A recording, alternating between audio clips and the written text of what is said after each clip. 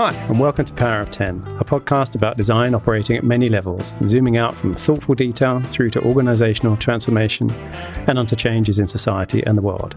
My name's Andy Polaine. I'm a service design and innovation consultant, coach, trainer, and writer. My guest today is Tanarra Schneider, who I knew as Group Director and then Managing Director of Fjord North America, and who is now Head of Design for Accenture Interactive Midwest. Tanarra, welcome to Power of 10. Hi, it's nice to be here. It's good to see your face again, too. Yeah, we haven't seen each other for a while. So first of all, I want to make space for this. How are you doing? It's been a crazy time everywhere right now because of COVID, but it's also been crazy, particularly as emotionally hopeful, draining to be a Black woman in corporate America. We all know that machine never stops right now.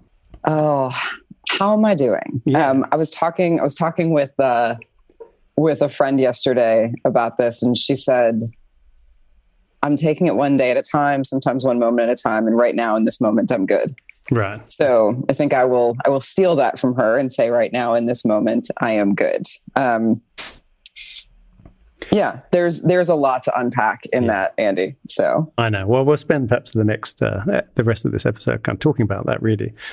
But look, before we do, I know you from my time at Fjord, but I realize I don't kind of really know your journey to there. And so I know you've been, because I've been digging around, you've been a dancer, a cook, an event planner, instructional designer, an executive producer. But tell us, who is Tanarra Schneider, and what was your journey to where you are now? Those are two wildly different questions. In 5 words or less. No. In 5 words or less. No, I'm joking. You can take as long as you like. Yeah. Who am I? I am a daughter, a mom, a friend, sometimes a cook, sometimes a short order cook, because I live with my daughter and my parents. Okay. So, there's a lot of that. But the journey in and of itself probably starts, I think like many of us do. I went to college thinking I wanted to do one thing. I thought I wanted to be a physical therapist. I had been a dancer growing up, an athlete growing up. And, I end up at a big university, went to University of Illinois, downstate, and really thought I wanted to do something with sort of physical bodies, et cetera. I knew I was never going to be a professional dancer. And about halfway through that first year, I realized that, a biology class of 120 people in the dark lecture was not for me. Right. It just was not. That was not where I was going. And so I stepped over to something that I knew I loved and could do 4 years of, which was literature and English and writing.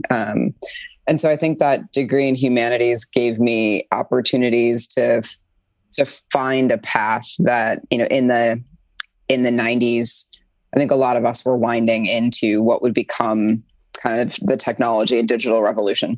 Yeah. Right. So I, winding story, leave there, go to grad school for a hot minute, have a miserable experience, and ultimately find myself in the corporate world as an instructional designer and corporate trainer. Right. And I did that in a few different ways for a collection of years, and found myself firmly in the center of the ERP world, doing PeopleSoft implementations for HR and financial services software. And how was that? Oh God, miserable, absolutely miserable. But it all has a common thread, which really brings you through my entire career, which is helping people unravel really poorly designed systems. Right. Yeah. So teaching people how to use Microsoft, teaching people how to use SAP, eventually leading implementations and re-blueprinting the software so that it is usable for humans, because humans have enough fear to deal with, especially at that point in time, going from green screen terminals to client server environments and Windows and everything else. So, really spent the first half or so of my career doing that. Took a sizable break, went to culinary school because I was just exhausted, and spent a little bit of time cooking. And eventually, like many of us do, moved to New York, probably 10 years too late. Had I moved there in my 20s, it would have been amazing. Moving there in my 30s was a whole different situation. there was no romance of living like, 4 to an apartment that was way too expensive. It was really just hustling. But it was cool. It was my transition from, being sort of internal. I worked at JetBlue for 3.5 years doing e-learning and set up there, helped really establish JetBlue University as one of the first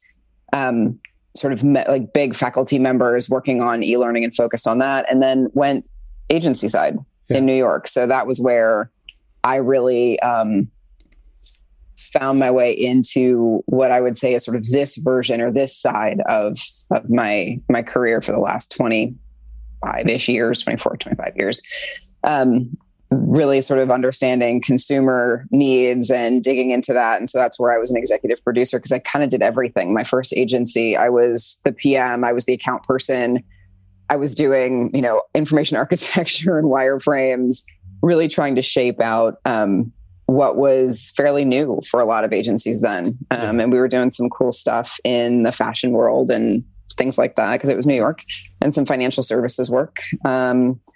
And eventually made my way back to Chicago through what was supposed to be a short contract, working with that agency that I had left to do freelance work, but came back to Chicago to work for Playboy. Did that for 2.5 years. I saw that. Yeah. That was fun. That company's got obviously an iconic brand, but has some really interesting stories that go with it. And, navigated my way out of that into, what we've now come to think of as more sort of UX digital design kind of agency worlds. And eventually landed at Accenture about a year post the Fjord acquisition. Came in through Acuity. So Acuity had been acquired about a year prior to my arrival as well. But I knew some folks who worked there and came in to lead service interaction design, and have been there for 6 years now. And so the recent shift, you're now in the Accenture Interactive pillar until out of Fjord. How's that been? That is really recent, actually, isn't it? Congratulations on the promotion. Oh, thank you. It is recent. It's I think it's still forming. It's in transition, like so many things are right now. So Accenture, introduced this new growth model in January. Yeah. Really, the announcement was January, which was about a month after I took over Fjord North America. So it all sort of happened at the same time. Yeah. As many things are wont to do. And we are still figuring a lot of it out. It's gotten much more settled over the past month or so, I would say. And so now my quandary in working with some of the other leaders inside of Fjord, because we've got some new leaders who are going to be leading Fjord globally as of the turn of our year, which will be here at the end of August. And I'll actually pass my North America torch to my compatriot, to Nick, and he'll take over Fjord North America, and I will jump firmly into the interactive role in design. So it's I think it's been really interesting to watch design grow up in Accenture. Yes. And see what that means. And what does that mean? I mean, I've been inside it too, but what's it been meant from your perspective? Because I think I wrote this thing about the design leadership dip a little while ago, of people kind of transitioning from being, it's more about their identity being really kind of attached to their craft skills and moving and letting go of some of that and kind of moving into this leadership role where they maybe do less or no craft work in that way. But I also kind of realized that agencies and different internal departments go through a similar thing, right? That they also kind of go through this. It's a roller coaster, right? Has a kind of up and down cadence where they change and so in many respects, I know of Fjord within Accenture being much further along the journey than many other, especially the large consultancies. So what has it meant for you to watch design grow up? What does it look like? I think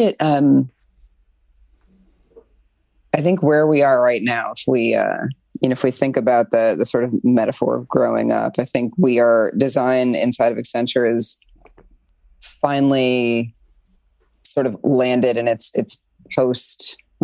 initial post-college years. Like, okay. It's like we're in our, not in our super early 20s. We've sort of gotten our binge drinking out of the way. And now we're like, and I say it like that because I think when I landed here 6 years ago, we were kind of in this awkward teenage space where we kind of had a seat at the adult table sometimes, depending on who else was around. Right. It sort of depended on whether or not the party was really a big family party. Did we need to go sit with the kids or could we sit with the adults? Right. And when I say that, I think it's because people were really unsure of us. They were unsure of how we would behave, what we were going to bring, what our value was. And I think like a lot of teenagers, I'm surrounded by teenagers right now in my life, by the way. Like a lot of teenagers, you're sort of fighting for your voice and you're trying to figure out who you are in this new space. And sometimes it comes out as like brilliance and people are like, oh my God, she's so smart. And then like 2 days later, you have like this strange temper tantrum because you're not being heard and no one's listening to you. And so I think we had to figure out how to really claim a space that was ours, how to add value, how to approach client problems in a really big space. And Chicago was unique. So coming into Accenture and into design in Chicago was different because we didn't have legacy Fjord. We had Acuity and we had the Accenture Experience Agency. Yeah. We didn't have any Fjord. So we kind of had to make it up as we went along too. So I think that also did a lot for me to feel free as one of the leaders to kind of say, okay, I think this is who we want to be. Let's take this from our roots as Fjord, and let's take this from what we know of, this piece over here from what we know of Accenture and how we see our consultants being successful and working. And let's figure out how to mash that together. And it wasn't seamless for sure. But I think ultimately where we have landed now, as we've grown up, we've had some great wins. I think people have really seen the value of the way that we think and the way that designers think and approach problems, especially ones that feel like they're obvious, but ultimately when you really start to dig in to them are not and have really great value when you unravel them. And I think we have stopped in some big cases just sort of fighting battles that aren't worth fighting. Whose label is on the PowerPoint, right? Yeah. Right. Whose mark is where.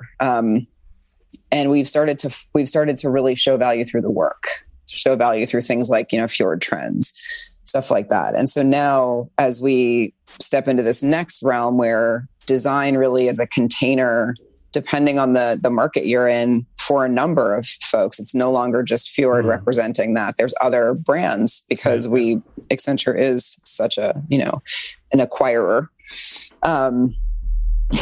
We end up in this space where we're now learning again how to bring people in and how to be really generous and how to accept that there's multiple ways, again, to think about the work that we do and open that up. And so I think we're in another formative space, which will be really great. But I do feel like at least I have a really great seat at the table with the team that I'm working with in the Midwest. And so I feel both respected and seen as a design leader, but also as a Black woman, which is kind of nice. Those don't always go together. No. Well, we're going to talk about that in a second. There's one thing I want to kind of wind back to, which, one of the things about, so I do a lot of design leadership coaching, and one of the things that comes up all the time is, or really the whole aim of it is to get people comfortable with the fact that they're making it up. The part of being a leader is going, well, there's nothing here, and I have to decide what this is going to be. And when you kind of talked about that, about Fjord, not being pre-legacy, non-legacy Fjord there, and thinking, well, okay, and I've got the kind of freedom to build this up. Where did what was the inner chatter, and where did your LinkedIn profile says leader by design, badass by nature? I sometimes wonder if it's the other way around, actually. But where does it come from? What kind of things were going through your head of like, okay, well, I've got to do this, I've got to create it. What were you drawing upon to think about what that should be?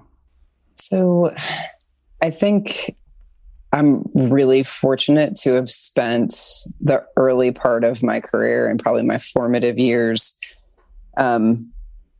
in like sort of baked in organizational design and learning, right? So I actually got to watch from the inside how you move people through change, how you help people sort of accept that something different is coming. And so I think I focused less on the, like, what's the end state? Because I think there's, there's multiple end states, right? It's all, at some point, it's all a journey. So you got to try something. And I have a little bit of that improvisational nature anyway. I think my dance background helps with that. So I understand, and actually cooking probably helps with that too, right? I understand the ingredients, understand the steps, put it all together in different ways, and you see what works. Right. So I think those two things help. They help me just feel a sense of confidence in being able to do something, completely screw it up and recover. Sometimes recover with jazz hands, depends. But I think the things that were going through my head early on were, I know how to do this work. The people here are talented. We have projects in front of us. Let's figure out what has been working and what's not been working. And then let's start with just small changes to rotate towards something that feels like it is working better or differently in a way that makes sense. So I don't think I had a clear picture in my head. And I'm there again. Like, I don't know what design is at Accenture right now. Yeah. We don't have a blueprint for this. We've mapped some stuff out. Certainly I have, colleagues who are brilliant at what they do. So we lean on each other, but all of our markets look just a little bit different. The market in the Northeast has a slightly different complexion of talent than the Midwest, than the West, than the South, than Canada, right? So when and Europe certainly feels different because of the brands that were acquired there. So we're all trying to triangulate, I think, around the work that needs to be done, right? Jobs to be done. But what are our clients' needs, and how do we use everything we have in our arsenal to meet those needs the best way we know how? So through that, there's again, I was talking about the sort of inner chatter. There is, as a woman, let alone being a Black woman in that corporate environment, there's often a lot of socialized inner chatter of like, I don't deserve to be here, or I'm being too bossy, or I'm being difficult. Is another thing that I hear a lot. And my question always back is, do you think a man would be saying that to me? And the answer is always no. How much of that was going on in your head, or how much was that going not just in your head? How much was it actually sort of being expressed externally? Was it difficult to navigate that space, or is your natural badassness managed to navigate that easier than others? No, my natural badass has not navigated that easier than others.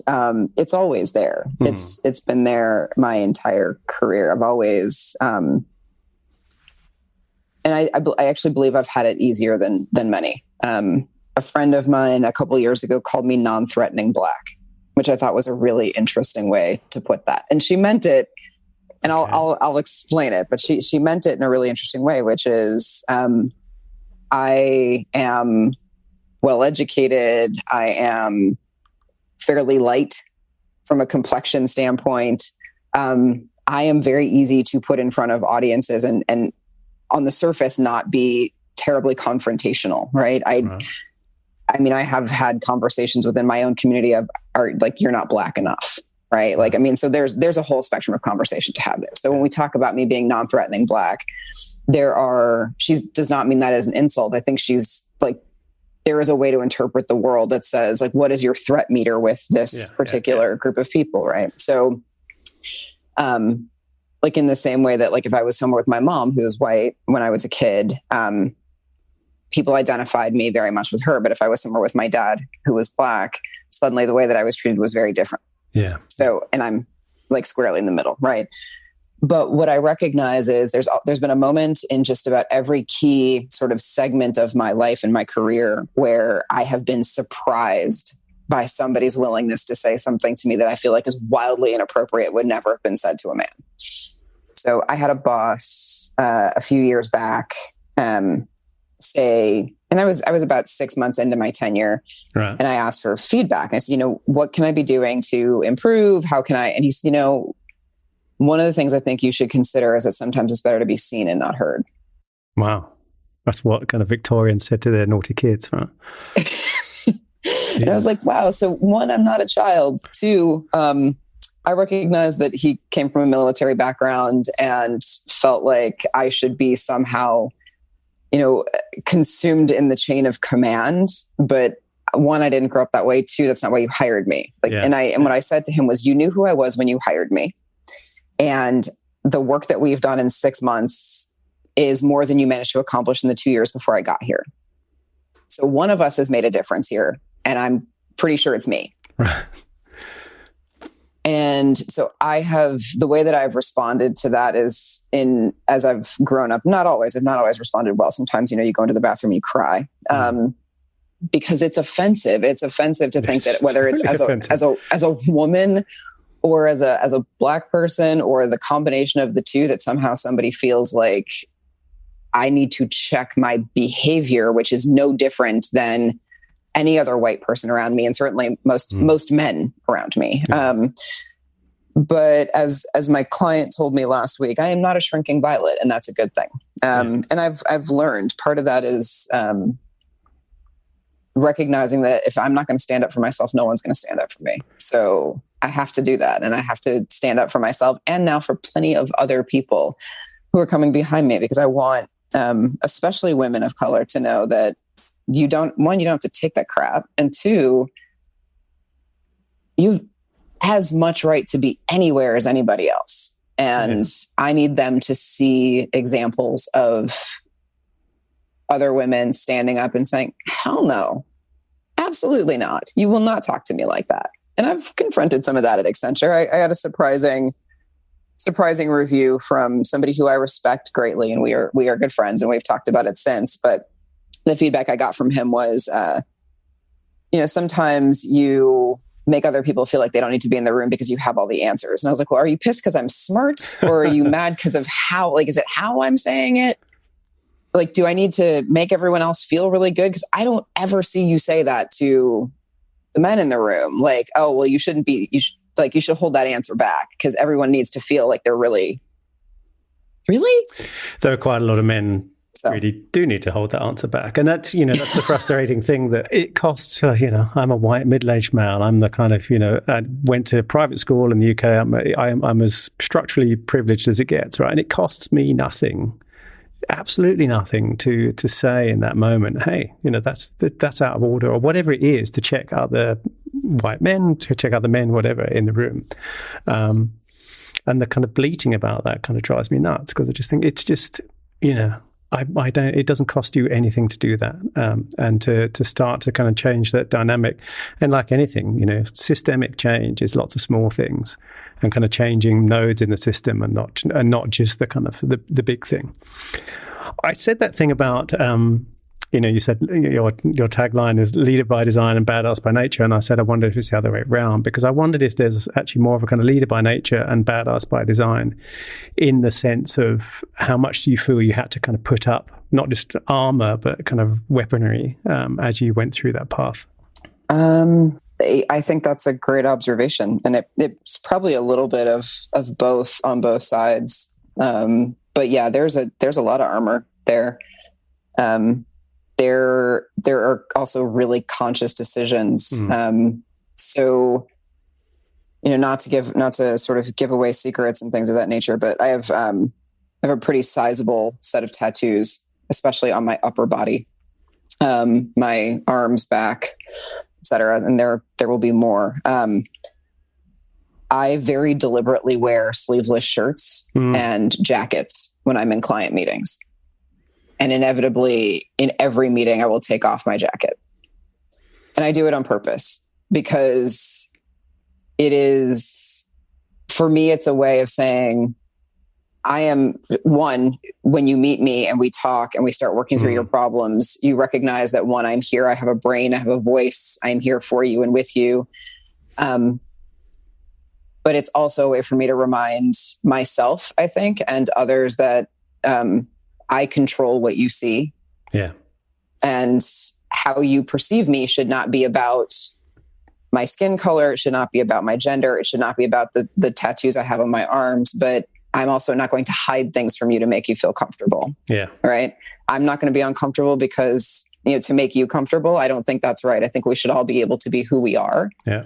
Making myself uncomfortable or shrinking or stepping back from the person that I am, doesn't work for me. It's slightly more badass than me wearing trainers deliberately, but I've done the same thing for that reason, actually, which is, I was going to see someone and I knew it was quite a formal thing, and I really didn't, sort of need to put on the smart shoes and stuff, and I didn't, because I thought, well, hang on a second, I'm kind of changing who I am here to go into this. And I want to slightly kind of address or push back on the language around, the adults and the kids, right? And the design, because designers are often, labeled as, oh, you're the kids, and now we've got a seat at the adult table and all that kind of stuff, as if business is kind of more adult. And I don't know what your experience is. You've been in corporate world as long or longer than I have, but I've often found the corporate world much more like a schoolyard than, because the EQ in many respects is kind of much lower. It's it's narrower, I would say, than it is perhaps in the design world. And putting on a suit and tie allows you to is also putting on armor, right? It allows. I've watched people they put on their suit and tie. The whole thing of it's business, it's not personal, allows them to kind of act in a way, use language in a way that kind of is armor. And protects them. And actually, a lot of the journey into kind of what I might sort of, Brené Brown kind of way called wholehearted leadership is actually taking that off and being comfortable with who you are. Yeah. And I agree. I actually have never, when I talk about sort of design growing up, I don't at all mean to say that business is any more grown up. I think the interesting thing that happens when you have any sort of acquisition into a company is that at some point you have this, you end up with this strange parent-child relationship for a while. Yeah. Right. It's not to say that, business is any way more adult than design. Frankly, I think design in many ways is far more adult because we are in many ways willing to say, I don't know the answer, but I will go get it. Yeah. I don't have the answer to that, but let's unpack this. Let's open this thing up and look at its innards, and then we can figure this out. Yeah. Right. I do believe makes room for many expertise, like many sets of expertise, many sensibilities, in a way that sort of business in sort of recent history even has not. Yeah. So I think there's so much that design brings to business, right? I mean, we're also not talking about art, right? We're not talking about art. We're talking about design. Design is a set of tools. It is absolutely fit for the business world. But I definitely think it's, the teenager thing is apt in the sense of kind of adolescence, right? That it's kind of neither one thing or the other. And, for my sins, I always use this example. There's a Britney Spears song, and there's a line in it which is, not a girl, not yet a woman. And I always kind of think that, there's that sort of weird, awkward stage that adolescents go through where they kind of want kid stuff, and they also sort of, want to be an adult, and they kind of flip between them through those teenage years. The disappointing thing about becoming growing up is realizing adults don't know all the answers, right? And suddenly you kind of think, like, at my graduation, someone's going to whisper, when they give me my diploma, they're going to whisper in my ear the secret to life, and it never happens, right? And it's just this lifelong journey. So look, we've talked about leadership, and we've talked about you being a Black woman in leadership, and we've also talked about design. And you were saying just before we were recording, how do we respond to what's been going on, certainly in the last 10, 12 weeks as leaders in design, not just as individuals, but not just as, Black or white people, but as leaders in design. What's your view on this? Yeah.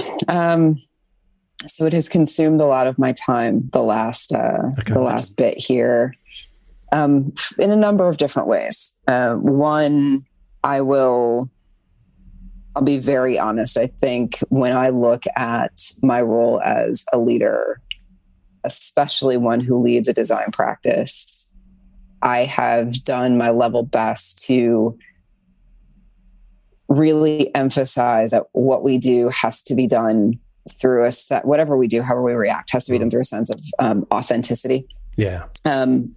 But also that in the same way we would say to a client who is trying to design something, this isn't about campaigns. It's not about fancy words. It is about involving the community around you to create systemic change, which requires a responsibility to look at everything you do, not just the things that you do when it comes to Black and brown folks, right? And that is my big concern right now too. So when I look at my responsibility to lead, I very openly said to the team, actually to the entire North America team, I am not here to fix this for you. Yeah. Right. And I'm also not here to teach you. I am happy to help guide this journey. I'm happy to have conversations, but please, in the same way that I think we would ask other people to come to a conversation somewhat educated, please do some homework. Yeah. Please come willing to participate, and please know that it's going to be really uncomfortable.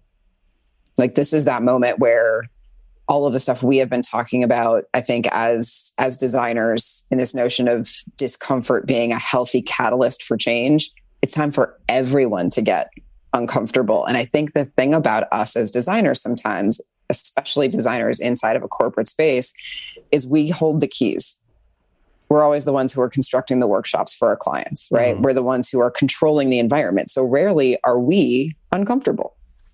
Okay, so we're the host and decide who's invited and not, and how it's structured. Right. And so we have, I think, a fantastic challenge right now to get uncomfortable again and to look at our own biases in the work that we do and to examine how what we might be doing, the methods we might be using, the tools that we have access to are creating potentially undue bias in the work. And are we really in a position to confront the kinds of things and the kinds of challenges that our clients are going to come to us and ask us to help them with?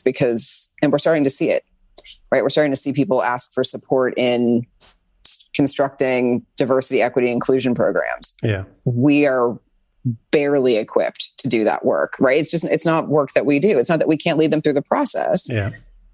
But the other thing that I fear for right now and I'm starting to see this as well, as a Black woman, as a Black leader in design, is that everyone thinks I'm the one who should do this work.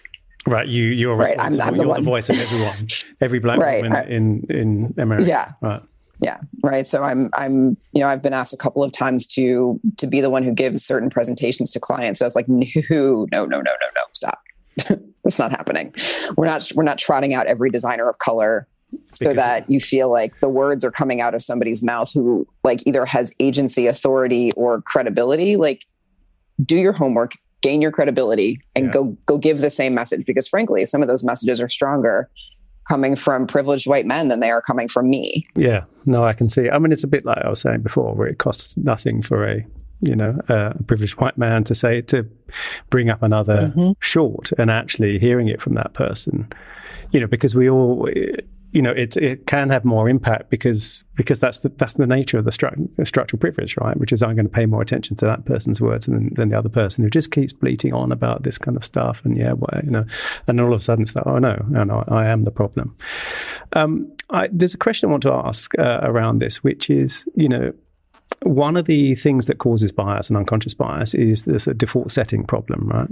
And it's one of the things designers, regardless of what they're doing, have to be really careful of, particularly when they're doing synthesis and research, right? Which is, they can accidentally be narrowing their scope enormously it tends to happen because of time pressure as well, right? The longer you have to spend on something, the more you can kind of open things up. And as we all know, the more under pressure and stress you are, the narrower your kind of field of vision becomes.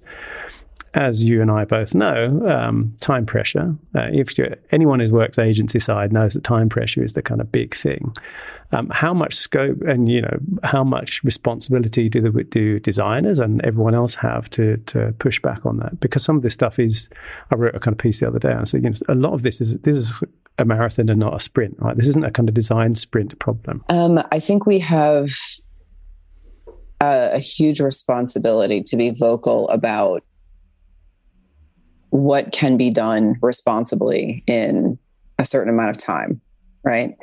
I think that's where I've seen us struggle in the past when we construct approaches for clients, right? We know we probably have 8 to 10 weeks, let's just say that, to do something. Yeah. And everyone wants the world in 8 to 10 weeks, right? There's just... It used to be 12 to 14, right? As well. Right. And sometimes it's 4 to 6, let's be honest, like the window gets short. Yeah. But I think we have to do two things. One, I think we have to respond. We have to say, look, if that's the amount of time we have, there are a few ways we can approach this. It's not just about, no, it can't be done. I think we have to be able to say, here's what can be done. In this time that you have, here's what can be done. If you have the following prepared already, then this gets faster, or this can be done then. If you have people who can help support XYZ, then maybe this can be done, right? So I think it's understanding our work well enough, right? It's back to like sort of the ingredients metaphor. If I've got an hour to make a cake, I'm not going to make a 3-tiered, behemoth with I'm going to make muffins. A single layer, right? Muffins, or like a single layer cake that sits in a pan and, a little sprinkle of powdered sugar. So know what you can make inside of the time that you have allotted, and be clear about the ingredients required to make that happen. And I think that's where sometimes we just sort of look at it and go, I can't possibly do that in 8 to 10 weeks. Or somebody says, but I have to have everything. It's like, well, do you really? Let's meet in the middle. As opposed to everything being a contractual conversation, let's talk about what you really need to get done. Because a lot of times what everybody's staring at is the process and not the outcomes. Yeah. Outcomes, there's roads to outcomes. Sometimes there's no road when you're just staring at the steps in the middle. Yeah.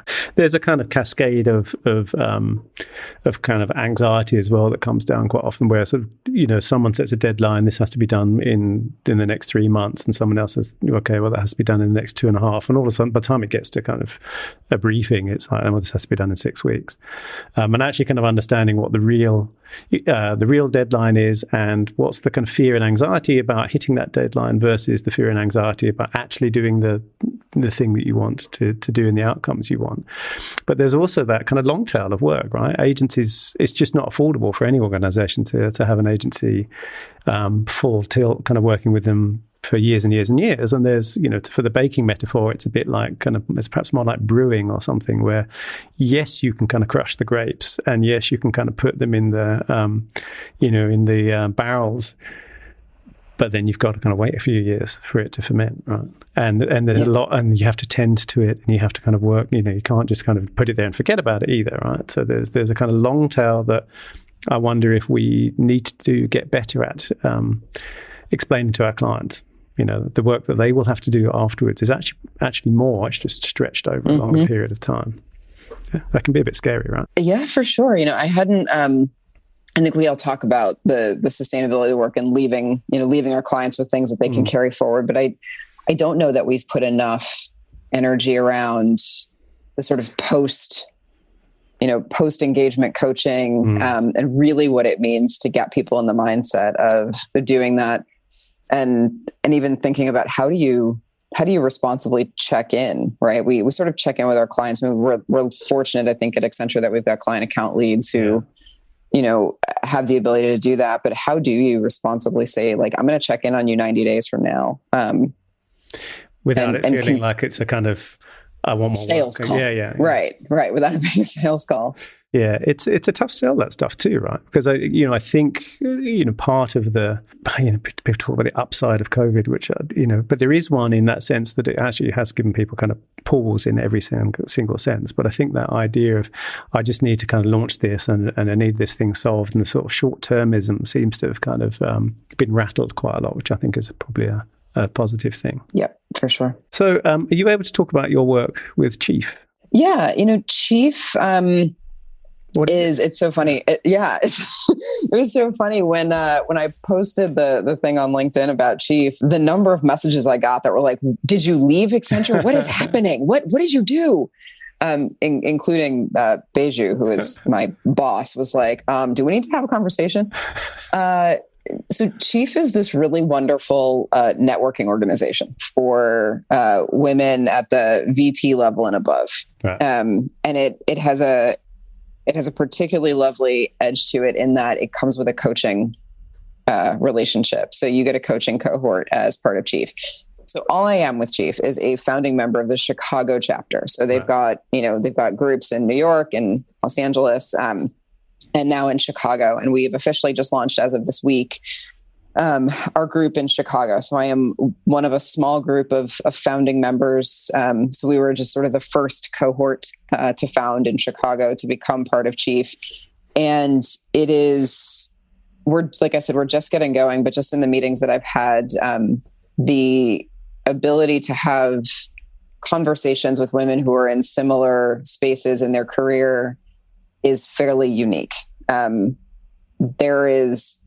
have found it very, very difficult to find mentors and to find a peer group inside of the organizations that I've been a part of, where I really feel like I can talk about business. I can talk about my personal life, what it feels like to be a mom, what it is like to be a professional woman, what it's like to be a Black woman. I do appreciate, and I did a lot of work to figure out which organization to join.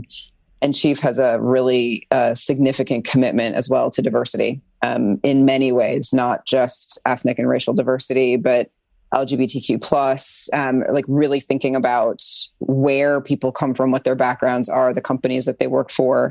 And it gives me an opportunity to think about not just this moment in my career, but also where am I going, and have women who have done some things that I maybe want to explore doing in the future, and actually get access to talk to them and spend time with them in both social settings, but also learning settings. There's lots of, we do workshops, there's financial literacy workshops, there's workshops around diversity and inclusion, as you might imagine right now. Yeah. There's entrepreneurism.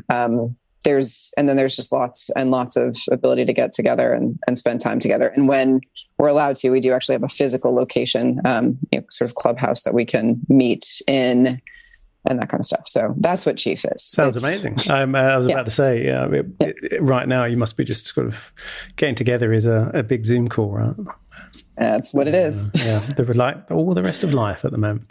So look, we're coming up to time. As you know, the show is named after the Eames film of kind of zooming in and out of the universe, and how small things can have a big effect, an outsized effect. So I ask every guest at the end, what one small thing do you think's either overlooked or is well designed maybe, that has an outsized effect on the world? What one thing? I don't know if there's something that's well designed, but I would say it needs to be redesigned too. Huh? Oh boy, that would be hours and hours. Of I was going to say, ask a designer that, and then you get hundreds of answers. Yeah. The thing I would say is overlooked, and maybe we're just starting to figure this out again, is the true nature of community. And when I think about the sort of Eames, adage, and thinking about, chair, house. Yeah. I think one of the lessons that I have learned so beautifully throughout everything that has happened, be it COVID or everything that's happening with social and racial justice, is we move through so many different communities in our daily lives, but all of it is sort of landed very squarely in our homes. and in our spaces, and the people that we have kept close, whether that is through Zoom calls or those are the 3 people you trust to see in person because you know that they will tell you if they were someplace they shouldn't have been. And that's right. Yeah. I think that the true nature of community and what it means, what community really means and how it gives us life. I think we are just coming back to understanding what that looks like. And I hope for all of us that we really invest in creating community and connection, because I think there's so much power in it. I hope so too. And I quite agree. So listen, where can people find you online? I'll put some links in the show notes. Where are you online? Where am I online? A few less places these days, if I'm honest. A few less places, but I am on Twitter. I am on Instagram, and I am on LinkedIn. That's about it. I am not on Facebook anymore. And I'm floating around here or there. Okay. Well, people will find you. Thank you so much for being my guest on Power of 10. Absolutely. Thank you for having me. As I'm sure you're aware, you've been listening to Power of 10. My name is Andy Pillane. You can find me at apillane on Twitter or pillane.com, where you can find more episodes and sign up for my newsletter, Doctor's Note. If you like the show, please take a moment to give it a rating on iTunes. It really helps others find us. And as always, get in touch if you have any comments, feedback, or suggestions for guests. All the links are in the show notes. Thanks for listening, and see you next time.